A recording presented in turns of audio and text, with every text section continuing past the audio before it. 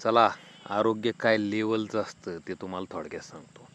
शहरातल्या एखाद्या 85-90तल्या माणसाला सांगा सपाट 2 किलोमीटरचा रस्ता चालून दाखव. मला नाही वाटत पॉसिबल आहे. पण आमचे आजोबा आज कमीत कमी 85 ते 90च्या घरातलं वय आहे. ह्यांच्या जोडीतला एकही गडी आज जिवंत नाही.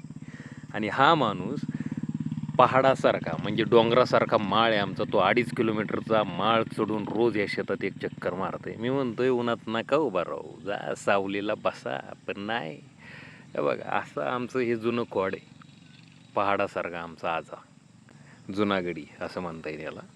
कसलीही जखम होऊ द्या, आजही स्किन इतकी चांगली आहे की 5-6 दिवसात ती जखम नीट होते. हायब्रिडातला हायब्रिड पचवायची ताकद या मशनीत आहे, तो आमचा आजा. उन्हाळा, पावसाळा, हिवाळा, एक इंजेक्शनसुद्धा घेण्याची गरज ह्या माणसाला पडत नाही. BP नाही, शुगर नाही, काय नाही.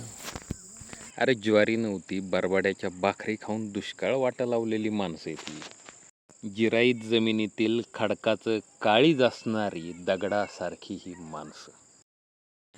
नाव बाबासाहेब बाजीराव खाडे.